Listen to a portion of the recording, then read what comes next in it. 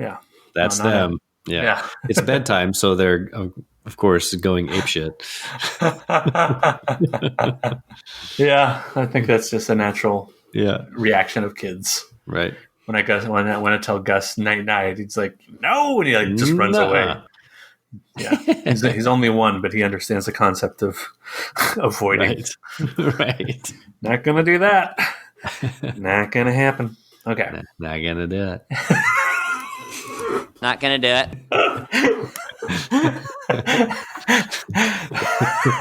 All right. Now that George H.W. Bush has joined the chat, wouldn't be prudent. Not gonna do it. Not gonna do it. Wouldn't be prudent at this juncture. Gonna build that trap now. Taking care of business. Not gonna do it. Not gonna do it.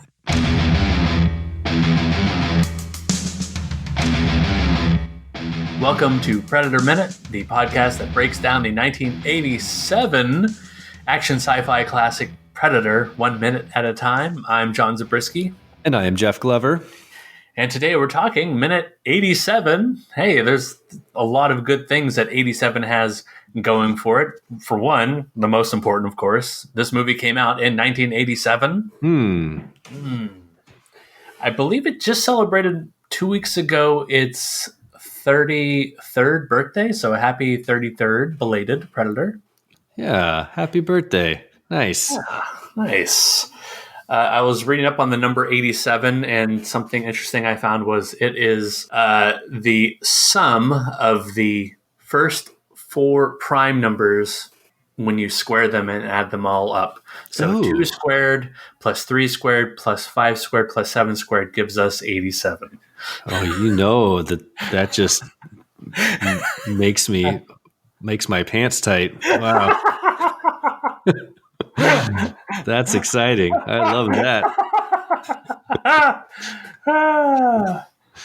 I love some good prime number trivia. That's fantastic. Yeah, I love prime numbers. I unabashedly treasure prime numbers. Love them.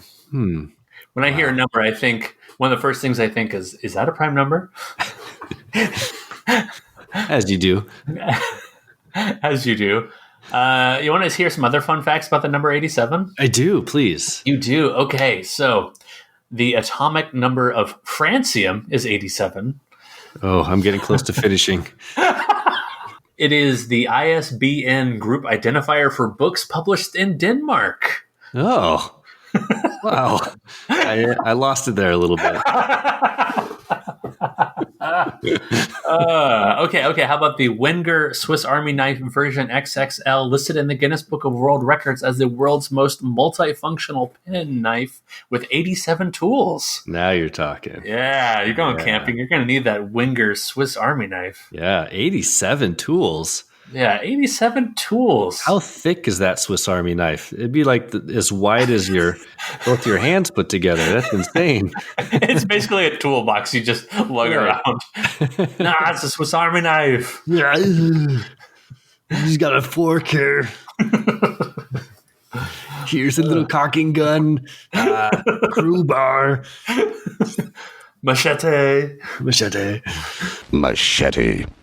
Please tell me we got some sports figures. We do have a few. We have a couple Hall of Famers with some really smashing names. We have Willie Dr. Feelgood Davis. God, they had the best nicknames, man. The best nicknames. Dr. Feelgood. Hell yeah.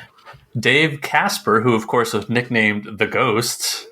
Obviously. You have another Hall of Famer. Those two are Hall of Famers, by the way. Dr. Feelgood and Casper, and the Ghost. Claude Humphrey, another Hall of Famer, and then some more notable names. You have Rob Gronkowski, Gronk. Sure. Yeah, that's a big one. You have Reggie Wayne, I believe soon to be Hall of Famer. I think this was his first year of eligibility. Oh yeah, he'll get in there pretty soon. Also, someone who's been on everybody's fantasy football team. Yes, well, him and definitely Gronk. I mean, sure, yeah. Gronk was like top 1 or 2 picks in every draft I was part of. Who else? Sidney Crosby is the one hockey player we're having to drop in. I think we'll hear of all of 2 different hockey players during our minutes here. We'll have Sidney Crosby here for 87, and 99 we'll have the great one, Wayne Gretzky. Sure. Yeah. And then just a random name I picked out of the number 87s of football was John Adams. American president? Yes. Instead of a helmet, he puts on the white wig. Oh, yes. Yeah. And he delivers historical blocks. Right. Let's see. Here he is. John Albert Adams, a fullback in the National Football League. So he did deliver some punishing blocks playing for the Bears and the LA Rams in the 50s and 60s. I will clobber you, sir, like the oppressive English regime. He's always tackling those redcoats, Right. scoring touchdowns for the what were we? The Revolution, the colonies. His tights are always getting ripped. Bloomers are falling down. The old bloomers. The buckles are flying off of his black shoes. Oh, poor. So, poor do John you have Adams. any connections to number 87?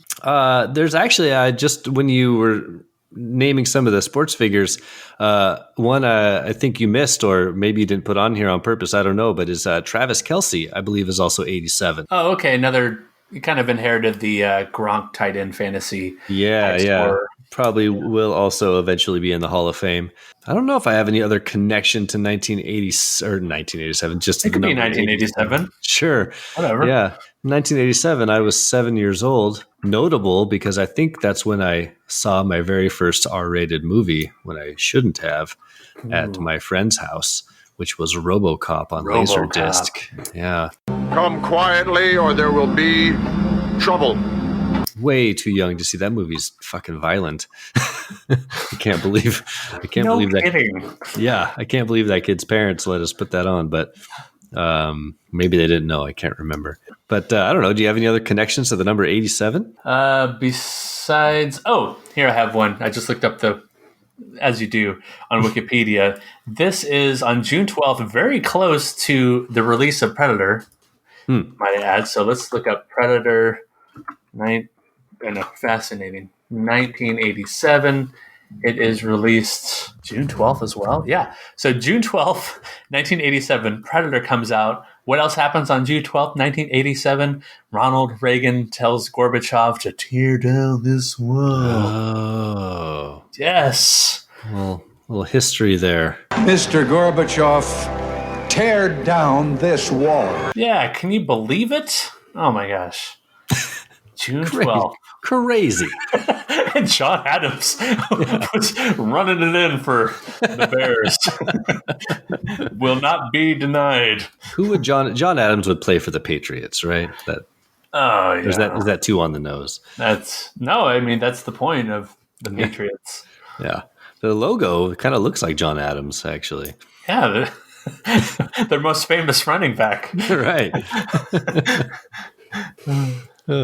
All right. Well, should we talk about Predator? We should probably get back to talking about this minute, specifically minute 87. Minute 87 of Predator opens with Dutch finally lowering that torch. And it ends with Dutch looking down at taking care of business. The trap. It's a trap. It's a trap! It's a trap! All right. So we're going to break this minute into two parts, as we often do.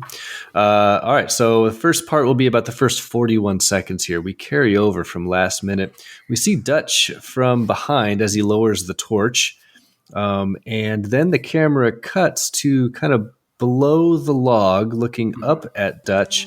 And we see him toss his lit torch onto a large pile of wood that's below the log he's standing on. Cut back to Dutch running from the log. Back!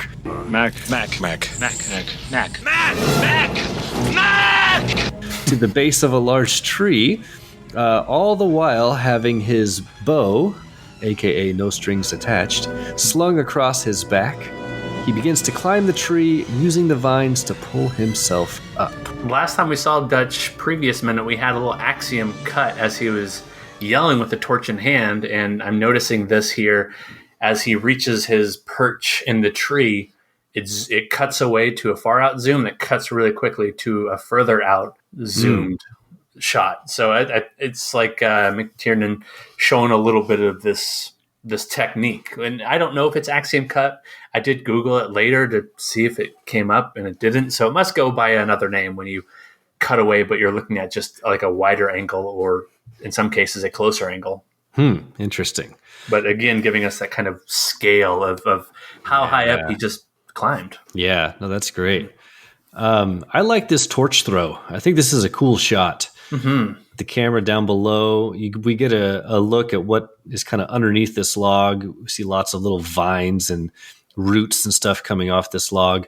And the camera just sort of tracks the flaming torch down onto this pile of wood.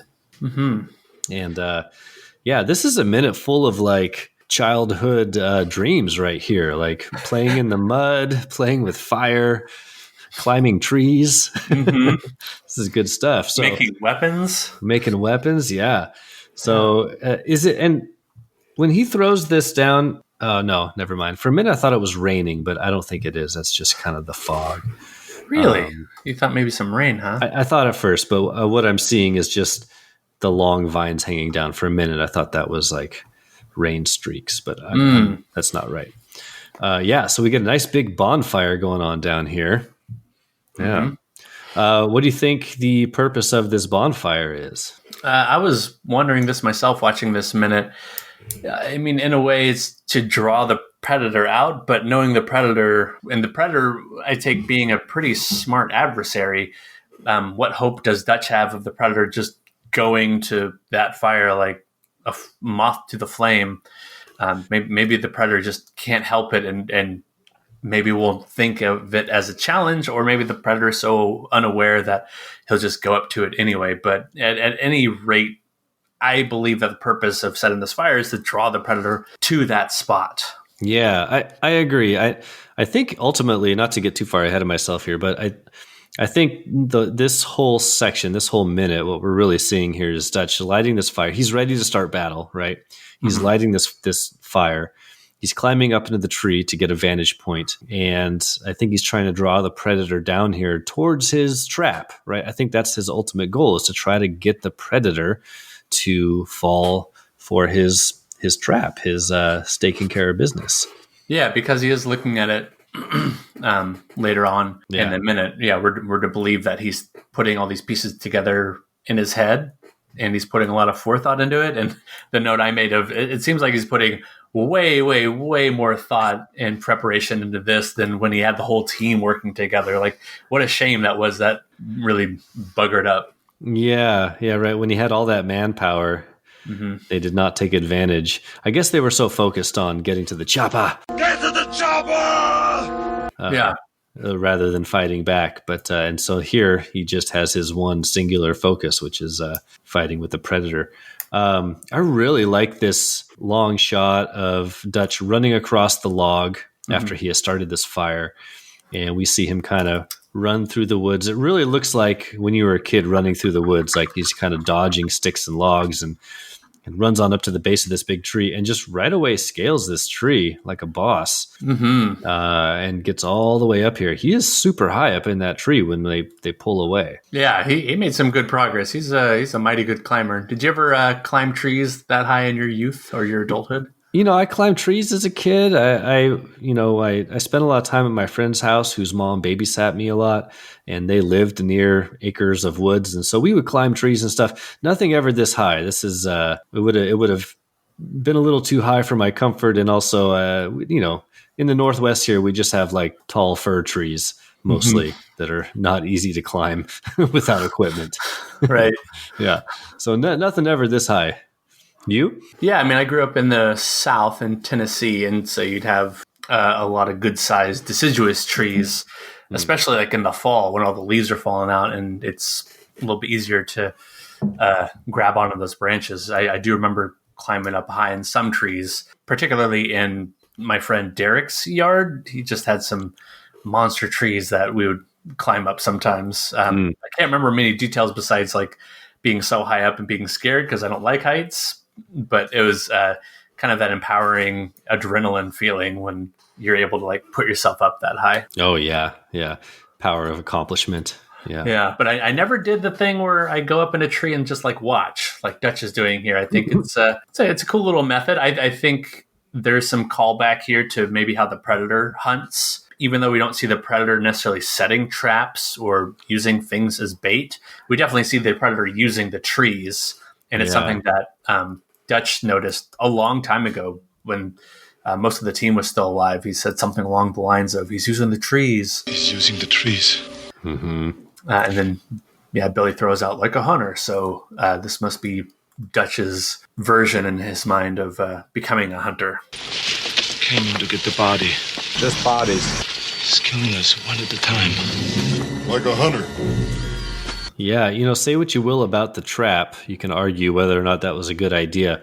But climbing up, and that last shot we get at about second 41 of him sort of crouching down in the tree really illustrates what a good hiding spot he's got here, because he's up really, really high, and it's pretty dark outside still. And as he lays, you can see his silhouette just lay down against the large log, and he just really blends right into that tree. And any normal person walking by would never see them up there. No, and especially if he's covered with mud, then any normal predator is not going to see him either. Right.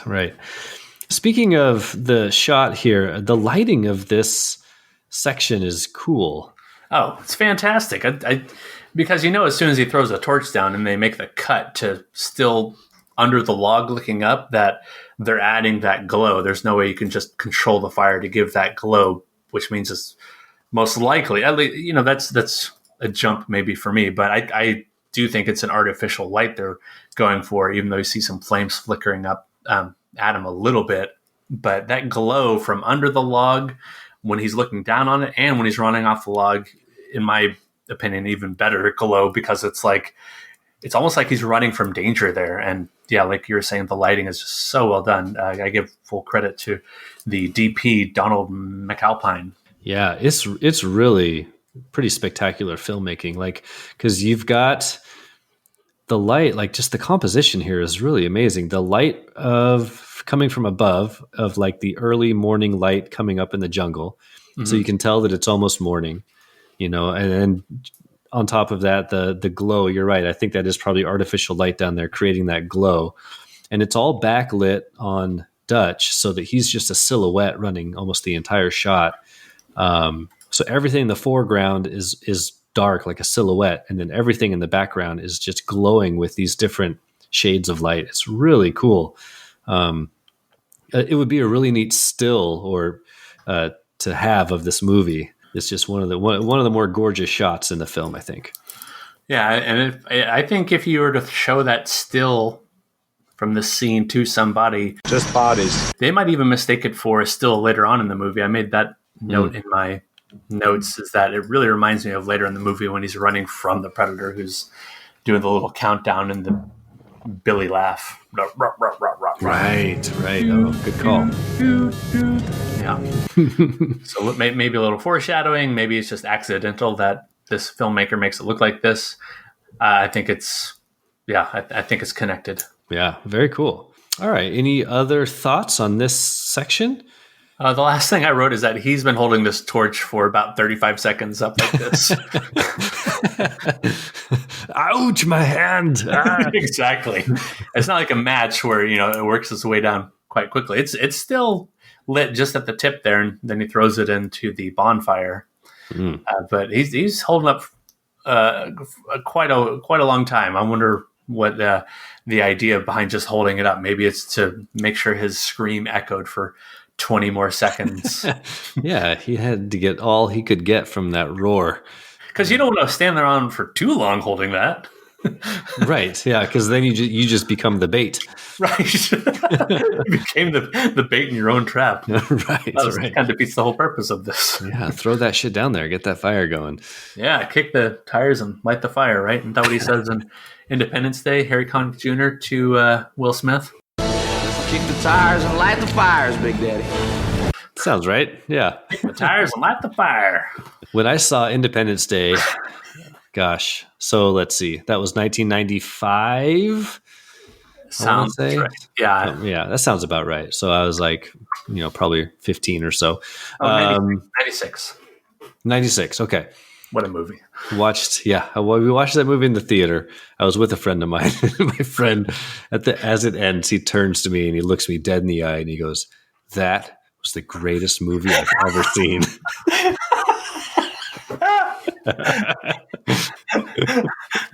Oh, man. I want to go back and ask him. I wish I could go back and ask him if it's still his favorite movie. Oh, yeah. Oh, my gosh. Oh, that is... That's like the perfect thing for a 15-year-old to say, right? Yeah. I do remember how excited I was watching that, just like, and all the good guys coming through in the end. Oh, that was a true summer blockbuster like event. Yeah. Will Smith was really at the top of his game there. Mm-hmm. Welcome to Earth. He was right in that midst of that, and I think Men in Black and Wild Wild West came soon after that. Yeah, that little run. Yeah. Wiki Wild. Wiki. All right, so you ready to move on to the next? Or so. Second part. So we'll take this from about second 42 till the end of the minute. We cut. Dutch is hiding up in this tree now, and as he settles in there, the fog kind of moves across the camera, and then we cut to a shot right behind Dutch as he's sort of peering off of his perch, looking down at his blazing fire below. We get a nice shot of that with a beautiful rack focus, and we can see it burning away down there. Mm-hmm. And then from his point of view, we see him looking at the log and then back at his handmade trap, which we alluded to a moment ago, which we have called Staking Care of Business. Every day. Every day. Which we learn in this shot is essentially right below him, right below this perch. Mm-hmm. And that ends the minute. Yeah, it's kind of neat to think that, and I've said this in the previous minutes, of course, but to me it's really neat that all this is taking place in one location, that there's the giant log, and the giant log happens to be right over where he swam ashore, and was discovering that he was hidden by the mud, and then Taking Care of Business is right below that giant tree. He was looking up at that giant tree a few minutes ago, if you remember, and we were thinking, like, why is he looking up at this tree? Like, what does this tree have to do with this whole plan? It turns out, well, this tree is giving him the old catbird seat where he's looking down. He has the higher ground, so he has that advantage of being able to look over everything that he is set into motion. Yeah, I never thought about that before, and honestly, I don't think I ever really realized that until we started watching this minute by minute for this project. Oh, same. Which, like, you're right. This all really does take place in one specific location of the jungle. If you had asked me, a while ago, I would have said that they're running all around the jungle and it's happening all over the place. But it's really not, is it? It really just happens in this one spot near the log, near the lake, near the waterfall. And that is pretty cool. I didn't even know he was looking down at Taking Care of Business until I was watching this minute for like the third or fourth time in a row. I really had to look at it hard. Yeah, I'm glad I'm not the only one. It took me a minute. I was like, oh, I think that is supposed to be his trap right there. Mm-hmm. And I read your notes, and your notes confirmed what I was thinking. So, well, good job, us. Yeah, good job, us, patting ourselves on the back virtually. Mm-hmm. But do you see at all the counterweight, the huge log that he was hoisting up as the counterweight? I don't see it in the shot. Now that I know Taking Care of Business is right below him, I have to know that the counterweight is somewhere around here. Yeah, but the counterweight would be hanging up high in the trees, right? Yeah. So the camera isn't ever high enough up, because when we, at second 48, we're looking at Dutch's eyes as he's peering off the log. And then it just cuts. And when it cuts over, I mean, the camera's already looking at like the base of the tree. Well, I was thinking like when Axiom cuts and you see him like settling into the tree, could you possibly see? Oh, right. Wide shot. I don't see it, but who knows? I'm curious now. It's going to be one of the things I look for now is I'm going to be looking for that counterweight along with other kind of landmarks to tell us we're in that same area. Because to me, like, in the past when I watched this, I never put it all together. This is all in the same area. Like the Taking Care of Business is about, I don't know, 20 feet from the big log. It's super close. Right. Yeah, because he just runs across the log and up this tree, and he can look right down at it. Right.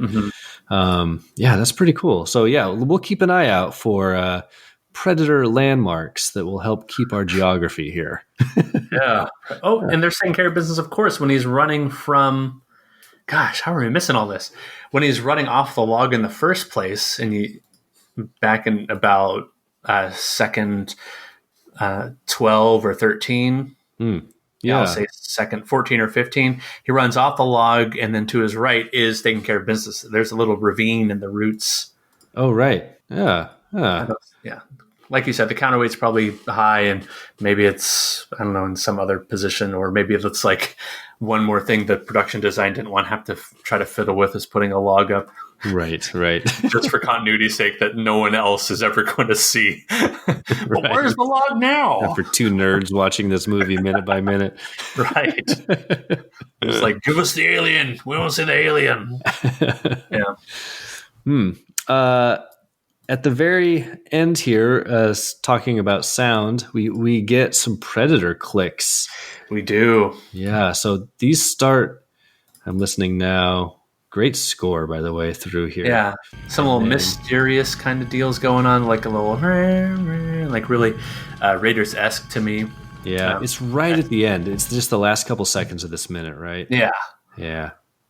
He's looking around. You might mistake the fire clicks for the predator clicks, but they're two distinct things. The Foley work is really well done here, and kind of fading out the fire clicks, the little whatever, the fire crackling with the predator's own clicks. So it goes kind of from those snappy burning sounds to that clear horseshoe crab like sound that.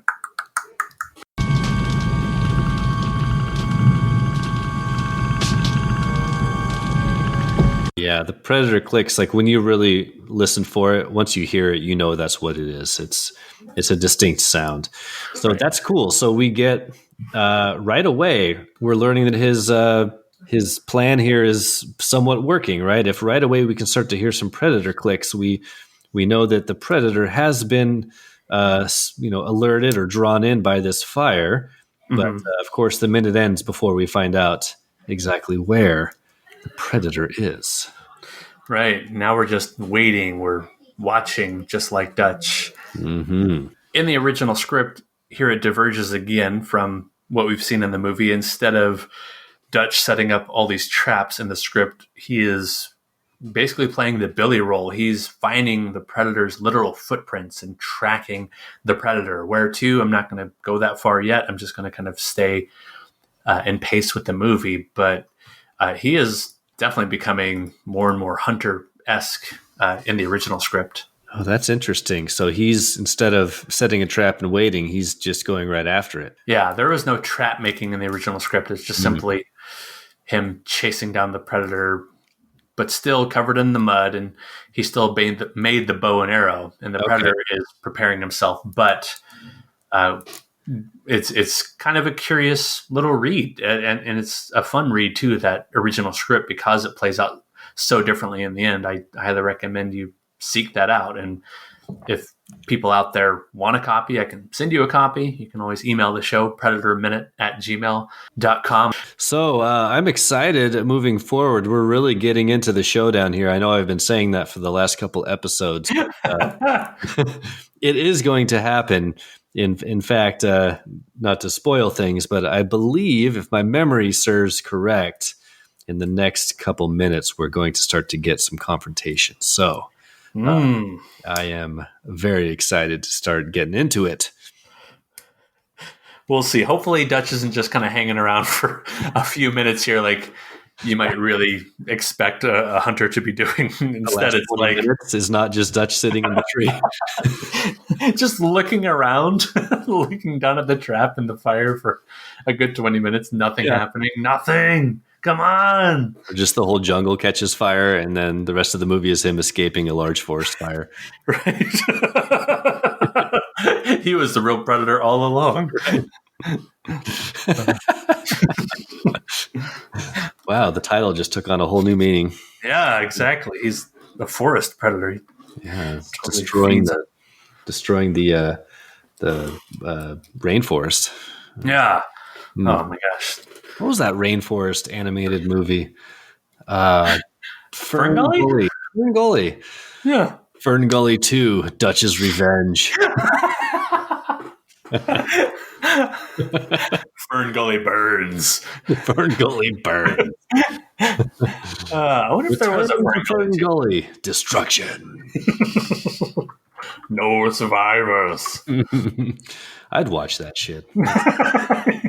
You would not. Well, if Dutch is in it, yes. Arnold's in it, yes. Yeah, of course. We both would. We do a podcast about it. Yeah. Hey, well, there was a Fern Gully too, now that you mention it, titled The Magical Rescue.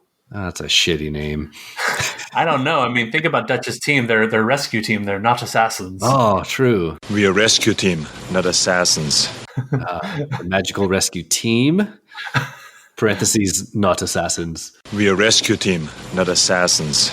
All right. Well, do you have any other thoughts on this minute 87 of Predator? On the number 87 or minute 87? Minute 87. Oh, yeah. I am spent in terms of minute 87. All right. We've done it. Should we jump into recommends? Let us jump right into the recommends. So, Jeff, why don't you take it away? Okay. I don't have a movie to recommend this week, although I will just very briefly piggyback off last week's recommend. Last week I talked about Da 5 Bloods, which I will still urge anyone out there to watch if you haven't already. On top of that, I listened to a podcast this week. One of my favorite podcasts is called Friendly Fire, starring one of the hosts is friend of the show, Adam Pranica, among two others, Ben Harrison and John Roderick. But anyway, they did an episode on Da 5 Bloods. They normally choose movies from a list at random, but occasionally when new releases come out that are war films, they will take a break from the random machine and review that film. So they did Da 5 Bloods, and it was an excellent, excellent episode. Really good analysis and conversations, and really made me want to watch the movie again, which I think I'm going to do in this next week because I want to show it to my wife. So, my wife. So check that out. If you liked the movie or just thought the movie was interesting, check out the Friendly Fire episode on it because it's a great follow-up to watching the film. And then my second quick recommend is some whiskey. For Father's Day, my wife got me a bottle of Redbreast Irish whiskey, which is a 12-year Irish whiskey, and it is advertised as a single pot still Irish whiskey, and it is delicious. I recommend it just on the rocks or neat if that's your thing, but it's got a really nice smooth finish, and I love having a bottle of the good stuff, and my wife really came through. This is a good bottle, so check out Redbreast Irish Whiskey. Neat. Yes, neat. Yeah. Hey. Thumbs up. All right. Cool. Yeah. So check out Whiskey on Father's Day. Right, while listening to the Friendly Fire episode on Da 5 Bloods. Yeah. That's really cool when a podcast puts on a movie review for a movie that you just saw that you really enjoy. I was super excited to see it when it dropped because I had been thinking about the film a lot, and I really like hearing those guys' thoughts. I think they're really good film analysts, and so it was a real treat. It was a great episode. Have you been tuning in still to the pork chop movies? Yes, I have. I think I'm all caught up on the pork chop feed. Okay. Yeah, they did a Jack Ryan movie. I think they did Patriot Games. And then their latest pork chop feed was actually a Q&A episode where they just read off reader mail and answered questions, which was also kind of fun. So, yeah, become a maxfund.org donor, and you too can check out the donor feed. A Max Fun? Max.org. .org. Okay. What you got for us this week, Mr. Zoe? Okay. I'll read you the tagline first from IMDb. Okay. Everyone assumed Sasha and Marcus would wind up together except for Sasha and Marcus. Reconnecting after 15 years, the two start to wonder, maybe? Question mark. A rom-com? Is that what we're A talking about here? rom-com starring Ali Wong and Randall Park called Always Be My Maybe. It's on Netflix. Sarah and I watched it on our 10th wedding anniversary last week. Congrats. And, hey, Nice. thanks. That's I awesome. think it's the 10 or aluminum anniversary as I was looking it up. Did you just give her a can of beer? That's right. And watch this movie. And I made... did you ever go to Hotcakes? Have you ever been there, that dessert place in Seattle? No, I've heard of it, but I've never been there. So good. They do these little chocolate molten lava cakes. Yeah. And scoop of ice cream. Yeah. I looked up the recipe. Super simple to make. It took all of like 4 ingredients and I made that. And it's a really, really good chocolate molten cake. It's super easy. Wow. Awesome. Look at you. Yeah.